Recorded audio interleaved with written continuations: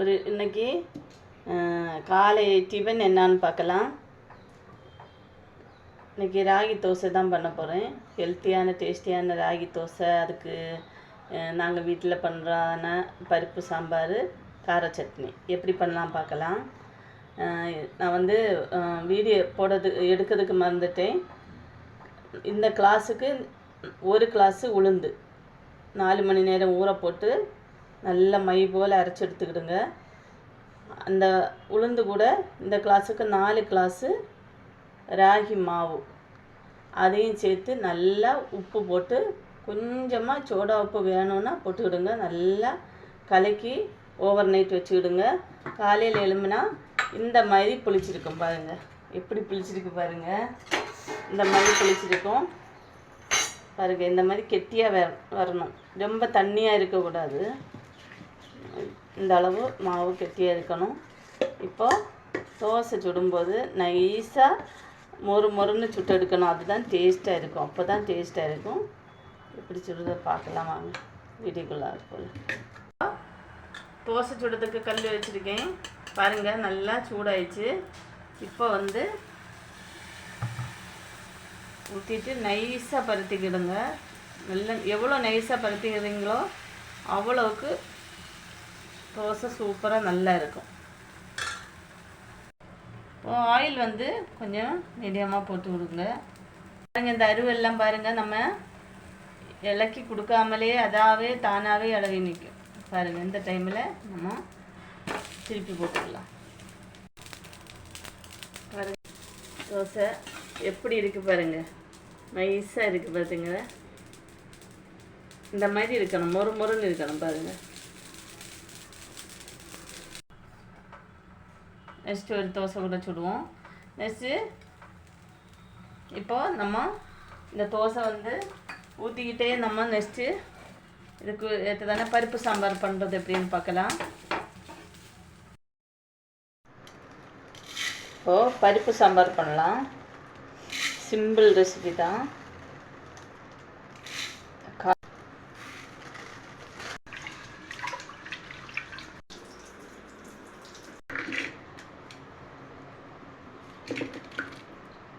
நான் 5 தக்காளி எடுத்திருக்கேன்.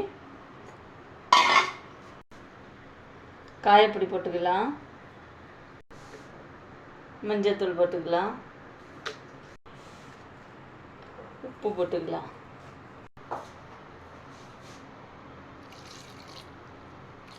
தேவைக்கு தண்ணி ஊற்றிக்கலாம். இப்போ நம்ம நல்லா மசிஞ்சு வரக்கூடிய அளவில் வேக வச்சு கடைஞ்சி எடுத்துக்கணும்.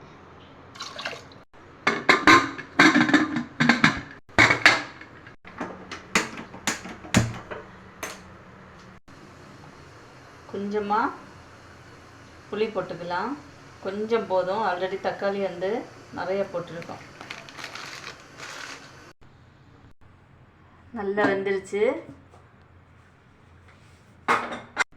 இப்போ நம்ம பருப்பை நல்லா கடைஞ்சி எடுத்துக்கணும்.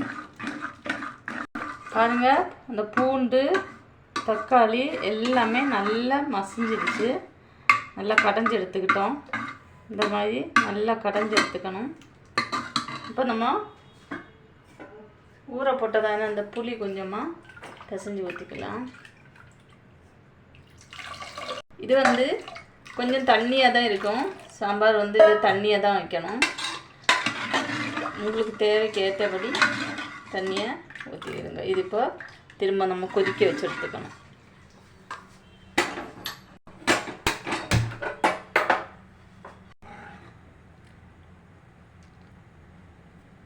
பாருங்க, இப்போ நல்லா கொதிச்சிருச்சு. இப்போ நம்ம தாளிக்கலாம். தேவைக்கு எண்ணெய் ஊற்றிக்கலாம். ஒரு 2 ஸ்பூன் ஊற்றிக்கிடுங்க. கடுகு போட்டுக்கலாம். ஜீரகம் போட்டுக்கலாம். கொஞ்சமாக வெந்தயம் போட்டுக்கலாம். ஸ்டவ் சிம்மில் வச்சுக்கிடுங்க, இல்லைனா எல்லாம் கரிஞ்சு போயிடும். கருவேப்பிலை போட்டுக்கலாம். 2 காஞ்ச மிளகா வாசனைக்காக கிள்ளி போட்டுக்கிடுங்க. தனியாத்தூள் கொஞ்சமாக தான் போடணும். பாருங்கள், இவ்வளோ தான் போடணும் தனியாத்தூள். முழு பெப்பர் இருந்தால் நீங்கள் இப்போ நம்ம இதுலேருந்து இறக்கி வச்சு போட்டுக்கலாம், இல்லைன்னா கரிஞ்சிடும். முழு பெப்பர் இருந்தால் அது போட்டுக்கிடுங்க. நான் முழு பெப்பரு இல்லாத நெல்லாம் பொடிச்சுக்கிட்டேன், அதனால் பொடியே போட்டுக்கிறேன். கொஞ்சமாக போட்டுக்கிடுங்க. கொஞ்சமாக காயப்பொடி போட்டுக்கலாம், கொஞ்சமாக மிளகாத்தூள் போட்டுக்கலாம். ஸ்டவ்வில் வச்சுட்டு அவ்வளோதான். ரொம்ப இது பண்ணிடக்கூடாது, பிளாக் கலர் ஆயிரும்.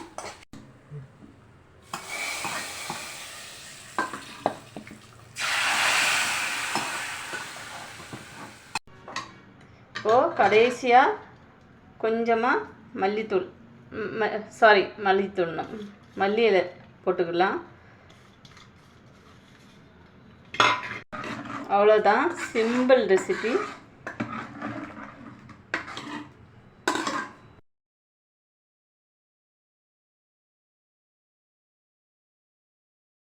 காலை டிஃபன் ரெடி ஆயிடுச்சு. பருப்பு சாம்பார், தோசை, கார சட்னி. தோசை வந்து பாருங்கள் என்ன மாதிரி நைஸாக வந்துருக்குது. இப்படி உடைக்கும் போது மொறுன்னு சவுண்டு வரணும், பார்த்தீங்களா? இந்த மாதிரி நைஸாக இருக்கணும். இந்த கார சட்னி எப்படி பண்ணுறதுன்னு இன்னொரு வீடியோவில் போடுறேன்.